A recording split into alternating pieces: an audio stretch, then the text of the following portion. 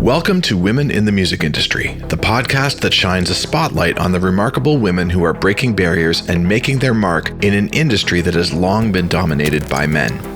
I'm your host, Rob Wells, and I'm thrilled to have you join us on this empowering journey. Each episode of this podcast will be dedicated to exploring the inspiring stories, accomplishments, and struggles of the extraordinary women who have defied the odds and made waves in the music business. Together, we'll delve into the journeys of female artists, songwriters, producers, musicians, managers, executives, and all those who have helped play a pivotal role behind the scenes. We'll uncover the stories that deserve to be heard, as well as celebrate the triumphs, challenges, and unique perspectives that women bring to the music industry. Whether you're a fan of music, an aspiring artist, or simply curious about the inner workings of the music business, this podcast will offer a valuable perspective. Together, we'll celebrate the power of music and the strength of these inspiring women. So join us as we amplify their voices and together pave the way for a future where women in the music business are no longer the exception, but the rule.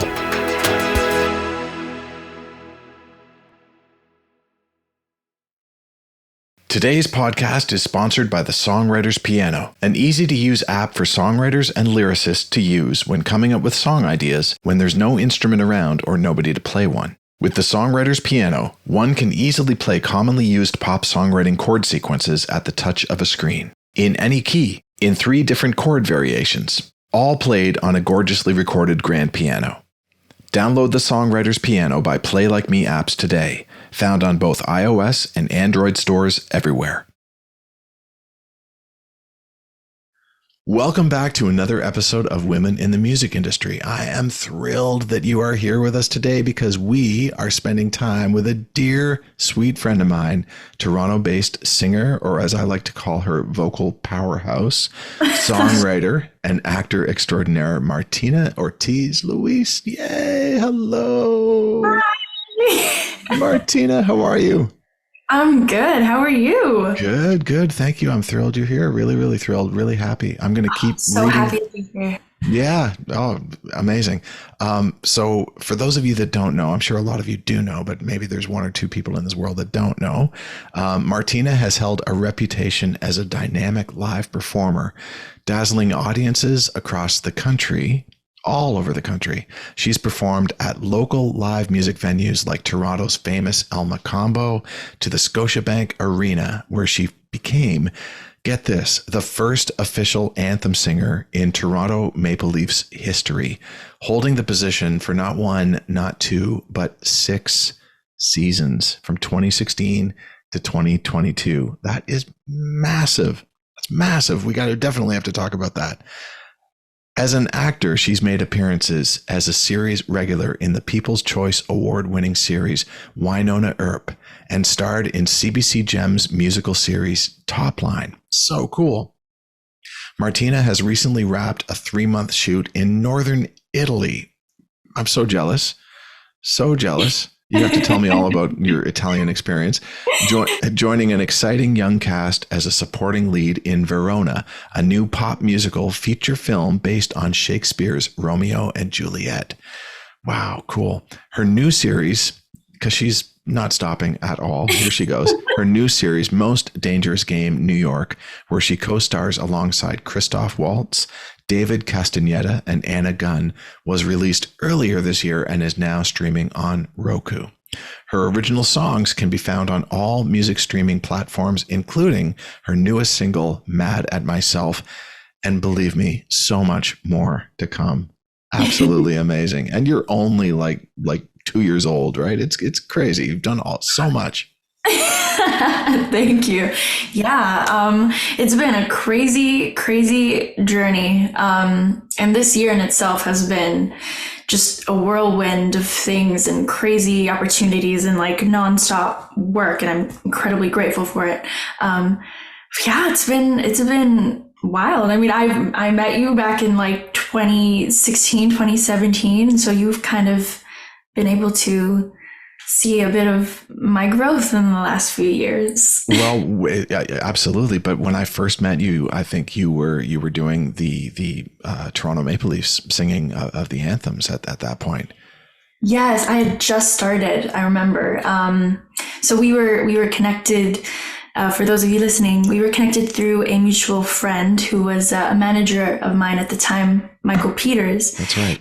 And he was actually the one that suggested that he actually like sent my dad like a cheeky little message and was like, I don't know if you've heard, but it sounds like the Toronto Maple Leafs are looking for a permanent anthem singer. Maybe Martina should audition.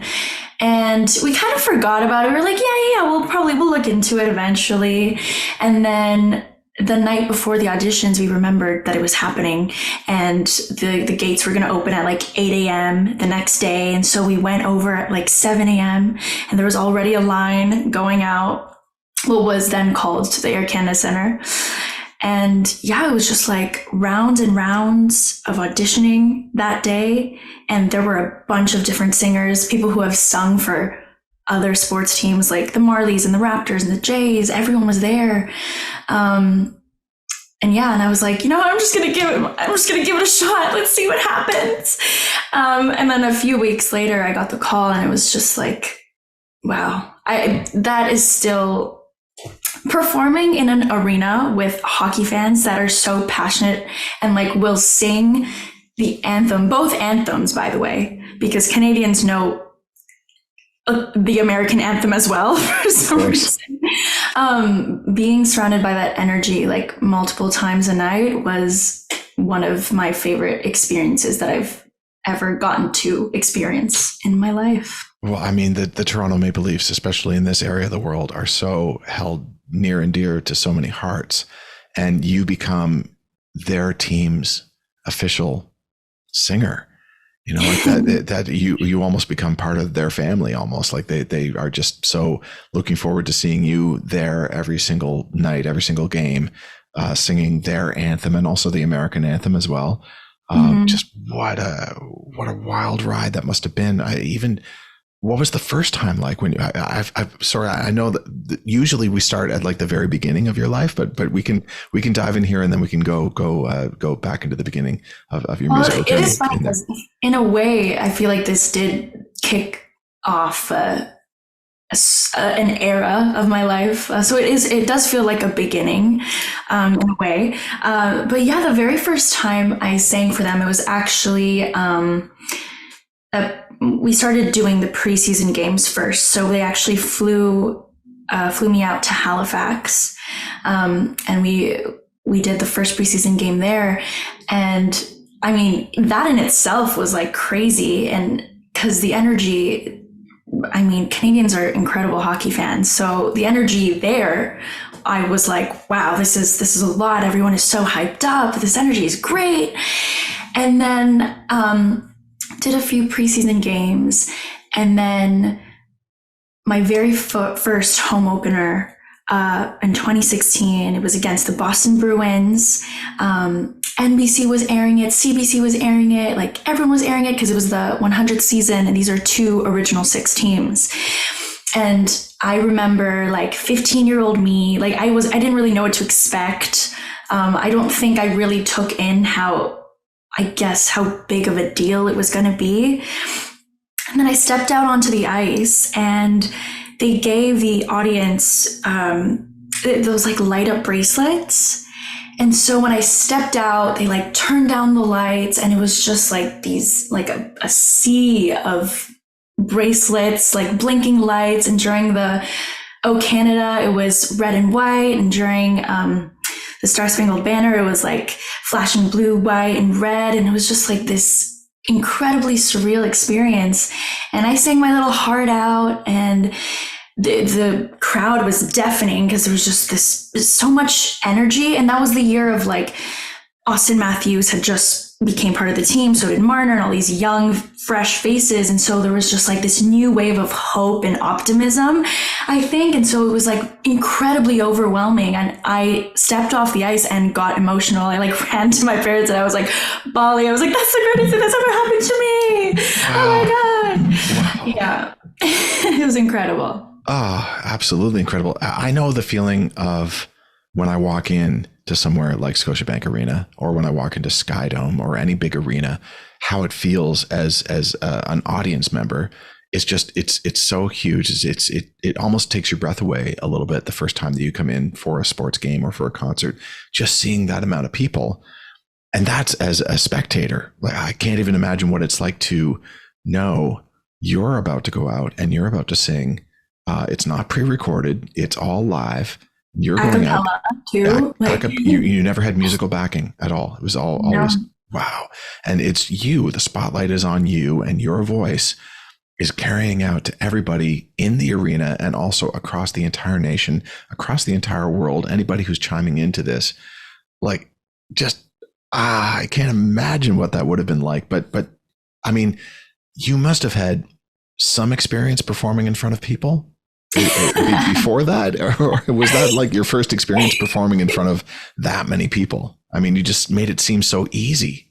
I mean, I started singing when I was very, very young. Let's get into that. I got to hear all this. Yeah, let's get into it. Yeah. So the funny thing is I was born like premature. I didn't start talking until I was like 2-ish. I was very late at like learning how to walk and talk and all that. But when I was about like 2.5, my parents took me home from like a family party where there was, a lot of karaoke. And I had picked up the melody of, oh my God, why am I blanking? It was either Mamma Mia or Oh Mandy by Barry Manilow. Okay. And I don't know. I can't remember that far back, but apparently I'd come home and I remembered that melody really well, and I was like trying to sing with vibrato, like I was trying to emulate what other singers were doing at such a young age.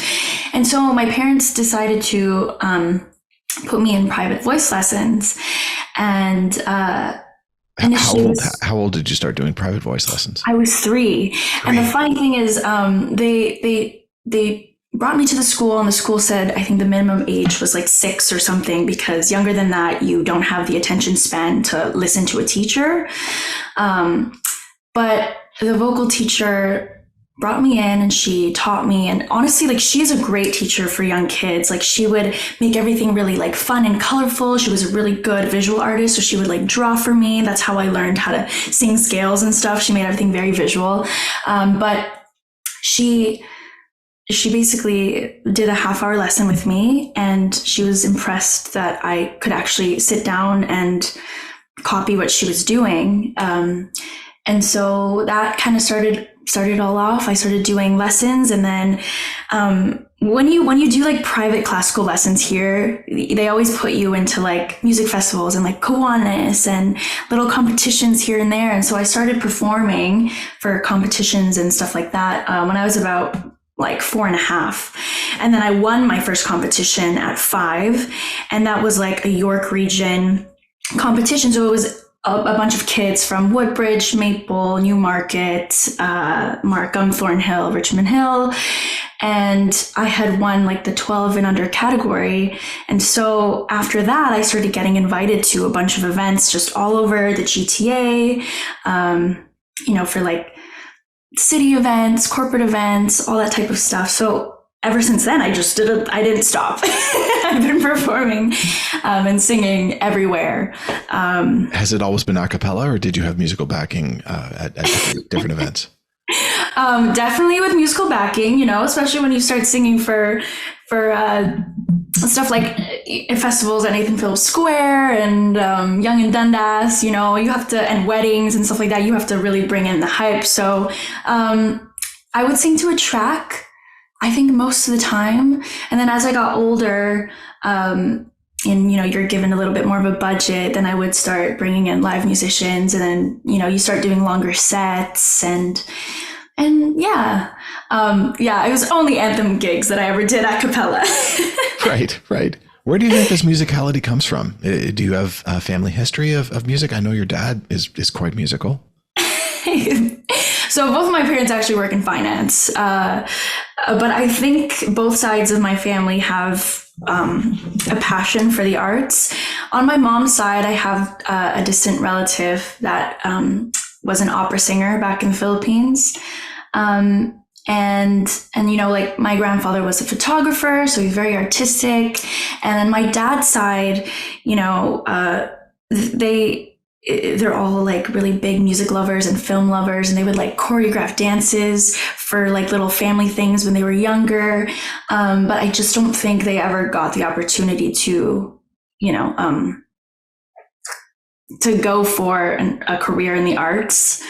And so I think, yeah, so they're not technically in the arts world, but right. I think their passion for it is what kind of drove me to do this. And I'm really grateful and lucky that I was born to a family that is very supportive of a career in the arts, because I feel like that's not very common, especially in like immigrant families and Filipino families. So yeah.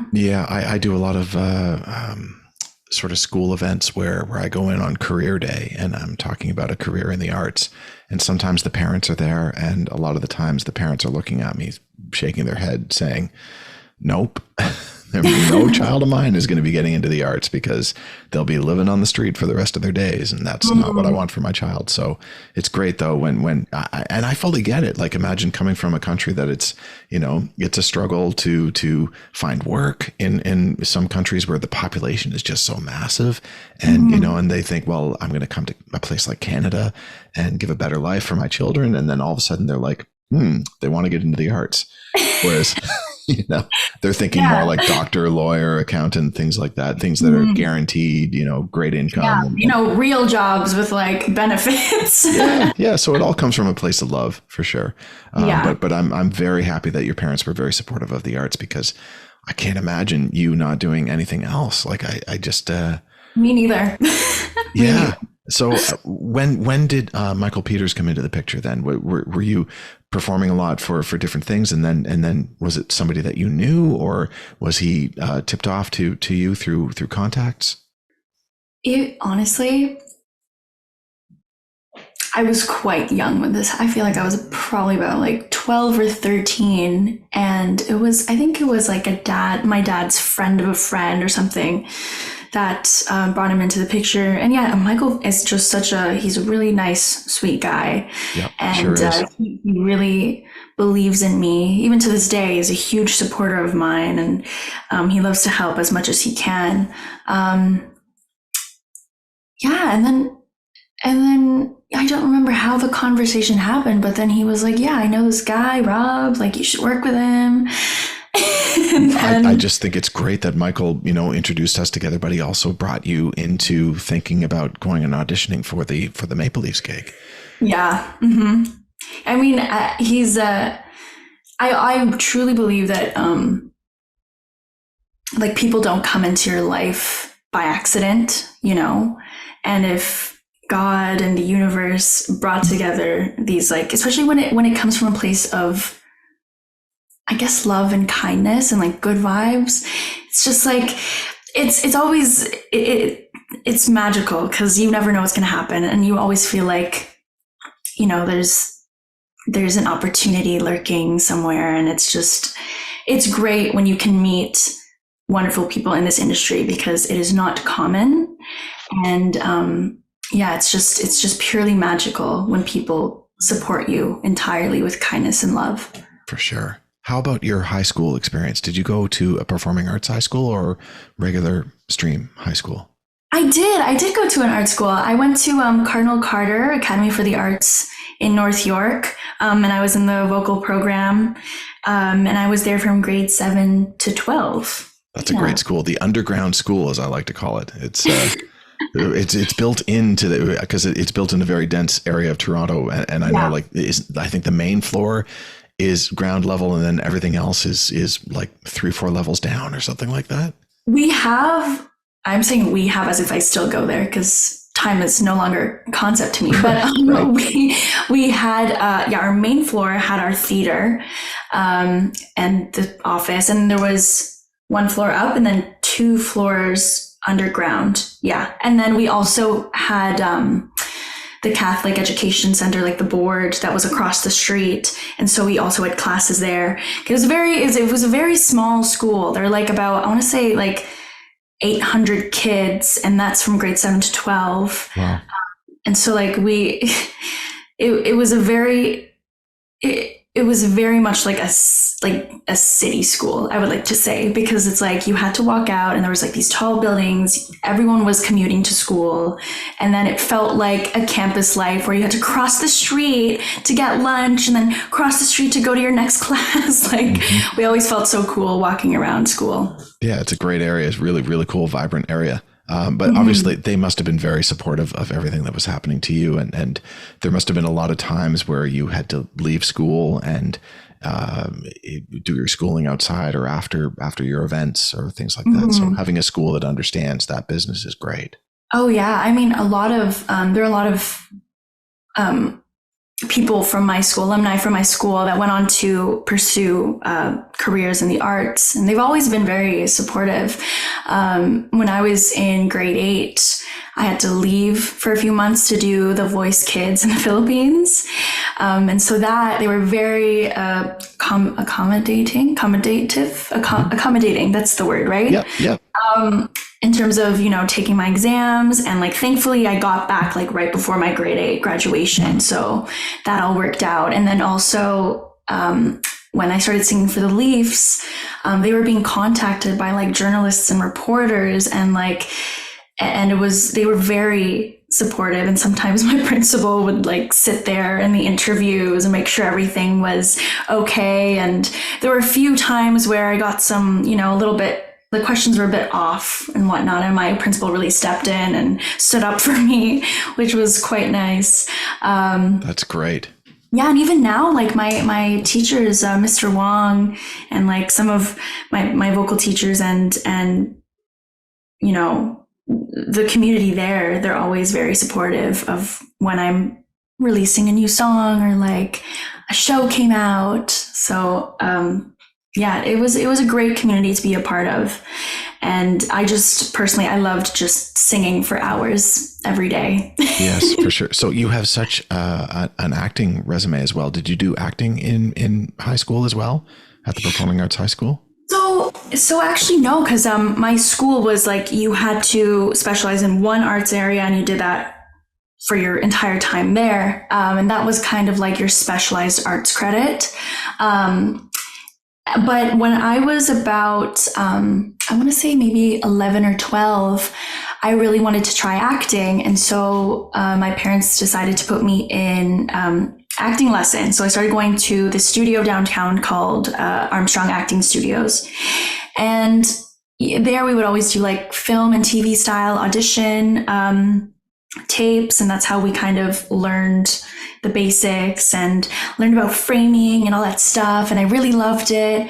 And then I got an agent when I was about 15, and I was just like auditioning constantly. And then I booked my first gig at 18. And then after that, I just thankfully, luckily kept booking and was able to make a career out of it, which has just been a dream. So yeah. Was that Wynonna Earp at 18? So yeah, so first I did a bit of a little cameo in this Netflix series called Grand Army, which had me singing the American anthem in this scene in like the school gymnasium.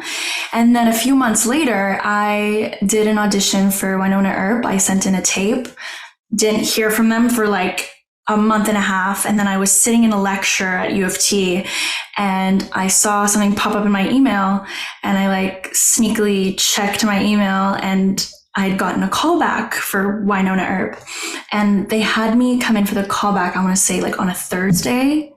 And then they called me on the Saturday saying that I booked it, and I had to fly out on the Sunday to go to Calgary. It was like. And you're at University of Toronto at this point. Yes, I was studying classical voice performance. I was en route to get a Bachelor of Music, but I started booking more and more acting roles that had me outside of Toronto. And then also I just wanted to do more of my own thing. I loved doing live gigs, and sometimes that would just get in the way of like rehearsing at school. And so I withdrew to take on a career full time. Wow. Wow. And it's really paid off. Look at all that you've done. I love the fact that a lot of your credits in acting are theater based, but they're also musical based as well, which is great. Like there's a lot of music related films that you're doing. For example, the Romeo and Juliet thing. That you went to Italy, you went to Northern Italy to shoot this. What was, I mean, what a life you're having. You get to visit all these crazy places and beautiful spots and get paid at the same time. It's great. I know, it's crazy. Like sometimes I'm like, how did I get here? It's just a dream. But yeah, I've been so lucky that I've been able to merge my two passions into a career. It started off with I actually did like one little singing bit in Wynonna Earp, and then also I got to do Topline, which has an incredible soundtrack as well. And that's for CBC Gem. And then doing this film, Wynonna, from November of last year to February, it was just incredible. We did 3 weeks of filming. 3 weeks of rehearsing in Rome. And then we went to Verona, Parma, and then this little town called Salso Maggiore. And we were filming in all these like really old castles and villages and just singing pop music in period outfits, and little Italian leather shoes in the cold. And it was just, we faced a lot of like, it was really, it took a toll on the body physically and a bit mentally, because we were filming at night every single day. So we hardly saw sunlight. Wow. And then plus it was so cold because we're in the north and it was during the winter time, and it was a lot, but it was magical. It was truly magical. And I was surrounded by some of the most talented people within my age group that I've ever met in my life. And it was just always so, the vibes were just always so great, and like it was very creative. And I think sharing that experience with one another was very inspiring. And yeah, it was a dream, like singing and dancing in castles, and like in Italy, it was the greatest thing ever. It was so much fun. Like these are not set pieces; these are the real places, right? It's just your lighting obviously was trucked in, but you're shot against the actual castle, not a green screen or not a set piece or anything. Yeah, we were there. We were actually there, and it was beautiful. Getting to like all those little pieces of history, and then also the food was always great. The wine was great. It was a dream. Did you get to see any of Northern Italy or Rome while you were there, like just as a tourist, or? Yes. So Rome, I did spend quite a bit of time in Rome, and so I would take little days to myself to go around. I got to go to the Vatican. And I would like sit at cafes and, read a book and like drink my little cappuccino and live my great Italian lifestyle. But like, it's beautiful. I love Rome. Even though I spent quite a bit of time there, I feel like you could get lost. Like, it's so easy to get lost, but there's always some type of piece of art that you come across, and it's like thousands of years old, and it's just like a little hidden gem. It's just like the corner of a street, and it's so beautiful. There's so much history, and like the arts is so embedded in their culture, and I felt like, okay, maybe if I stay here a little bit longer, I can just like absorb all that artistic and creative power in my body. It was so lovely living there. I went to Ireland for the first time this past summer for a songwriting retreat, and I still feel like there's a part of Ireland within me. It's you absorb where you go to, and the people that you meet and the experiences that you have. And you're getting to see so much of the world. Are you finding you've been to the Philippines many times, you've been now all over Europe, you've been all over Canada and the States and everywhere. Are you finding that this is just like making you a much more worldly person? Are you finding that your views are changing about the world or anything, or just the way that you see people, anything like that? Oh yeah. I mean, it's very inspiring. I spent my summer in New York doing a drama program because I'd never done like traditional theater training before, and I wanted to try it out. And I had so many, like my class had so many students from all over the world, and then plus New York, of course, is just like full of culture and arts and everything. And it's kind of lovely to just meet people from all over the world. And like, I think we have the tendency to romanticize other countries and like, oh, their lifestyle over there is so great. But then like talking to one another and realizing that we all kind of share the same struggles, or we also have the same love of art and storytelling. It's just like it does make the world seem a little bit smaller, and you can empathize with others a little bit more, I think. I'm curious to know the process just a little bit, like with Topline, with Romeo and Juliet. There's a lot of music you're singing on camera. Is it live singing that you're doing, or what's the process? Are you pre-recording all of these songs? How long before you start filming are you learning the music? How does that all work? Okay. So for Topline, yeah, I think they sent me the songs that I'd be singing, maybe about a couple weeks in advance. So I got to learn them a bit, and we pre-recorded them before we started filming.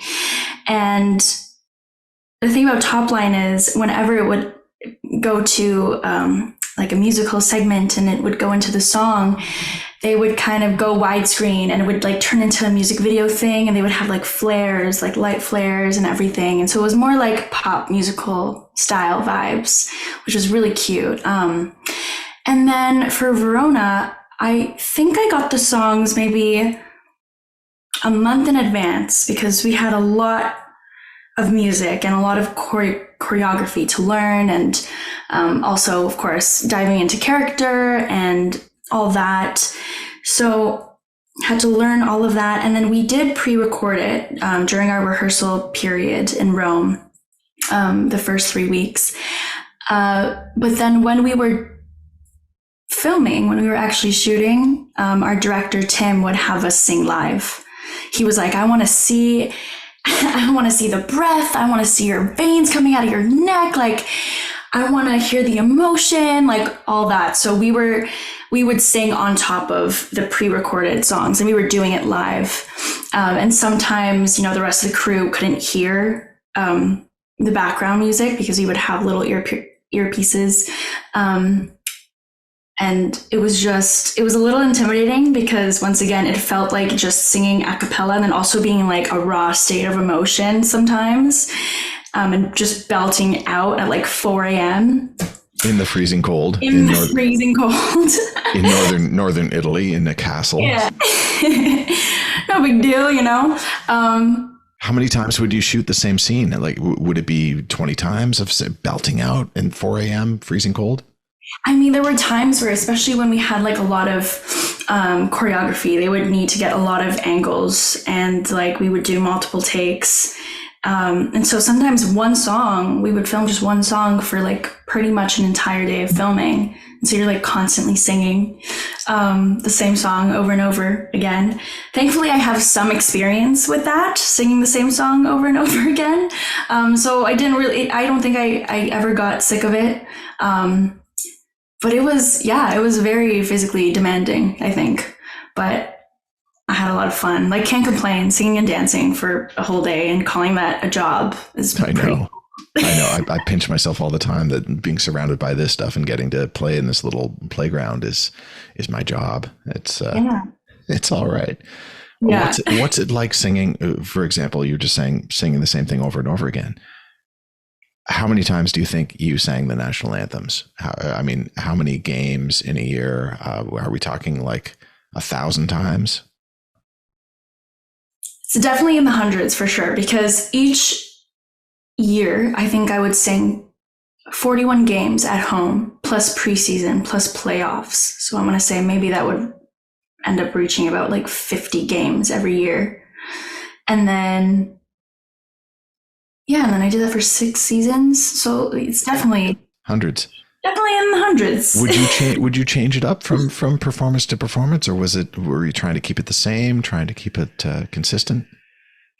I would try to keep it consistent as much as possible, because especially we had a strict time frame. It was like, I think I had 2 minutes and 45 to about 2 minutes 50 to do both anthems. And so they were very strict about time. And then also, I started doing a certain version of the O Canada when I first started singing it, and they were like, yes, we love that, stick to that. And so I had to stick with that, and that kind of became my shtick at the end of Canada. So not much really changed. I think I did change up the Star Spangled Banner a little bit here and there, because I feel like that song is such a ballad. Like, you can't, like, I think it's more vocally freeing, whereas the O Canada is kind of more of a march, and people love to sing along with it. So it's like you want to stay kind of the same, kind of stay consistent, so that people can get rallied and like hyped up for the game. Yes, there's a crazy clip of a singer in Vancouver where he's skating around and he's singing the national anthem. I'm sure you've seen it, but there's a carpet that's on the ice that he doesn't see. And as he's singing, his skates hit the carpet and he flies down face forward on the ice, but keeps singing. What a trooper. What a trooper. It's incredible just to see that level of just like professionalism of just the show must go on no matter what happens. Did anything ever happen to you in any performance? Like, were you using in-ears? Did anything ever cut out? There were a couple things. So in my first, I want to say 2 years, I didn't use in-ears. Don't know why, but I was like, no, I don't need in-ears. We can just do this like raw. It's fine. But then as the first 2 years went by, especially in the playoffs, like, people are really, really loud. And so I couldn't hear myself by the end of O Canada, by the end of the Star Spangled Banner. So I decided to do in-ears. And there were a couple times in my later seasons where sometimes it would cut out and I just wouldn't be able to hear myself. And so sometimes I would just like sneakily like take them out while I was singing. But there was one game, I think, in my last season, last year, where they forgot to roll out my carpet. And I was in heels and I had to step out further out onto the ice in heels. And when I first walked out, I don't know, maybe something came over me. And I was fine. I walked out there and I was like doing my thing. It was fine. And then as I walked back and I was like going over what's it called? I'm going to call it a ledge. When you go off the ice, there's a little ledge. Yeah. And I felt myself slip and I was like, what? And thank God we had a security guard and one of the game ops crew was there and they both like grabbed my arms and I was like, okay, nothing happened. Hi, hello, hockey fans. But it was crazy. I was like, I was in fear of my life because my heels were like this tall. And I was stepping out onto just fresh ice. But thankfully, nothing else really happened. That's like my most interesting, scary anthem story. Thank God, that's as bad as it got. That's yeah. So speaking of fans, how easy is it for you to walk around the streets of Toronto or go shopping somewhere and be unrecognized? Does it ever happen that nobody recognizes you? I can't imagine. Everybody must know who you are. I mean, it does happen quite a bit. Literally just happened to me at church yesterday, which is, it's quite funny. It's always at the randomest times. I remember I went to an event in LA in April and I was sitting at the airport and someone came up to me mind you, this is LA and everything is really loud at the airport. Everyone's really busy. And I'm on the phone with my parents. I'm like ranting about God knows what. And then suddenly this like kind man comes up to me while I'm like screaming on the phone. And he's like, I'm sorry to interrupt you, but are you Martina? I'm like, yes. He's like, did you sing for the Toronto Maple Leafs? And I was like, oh God, yes, I did, yeah. And it was crazy because he was like not even from Toronto, he was from Vancouver. Wow.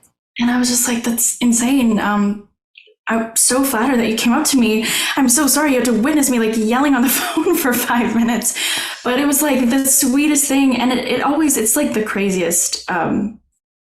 It still warms my heart every single time someone comes up to me. And it always happens at the funniest little odd times, but it's so heartwarming.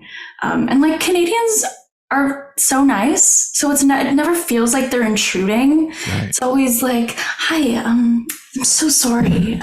So sorry. And it's really sweet.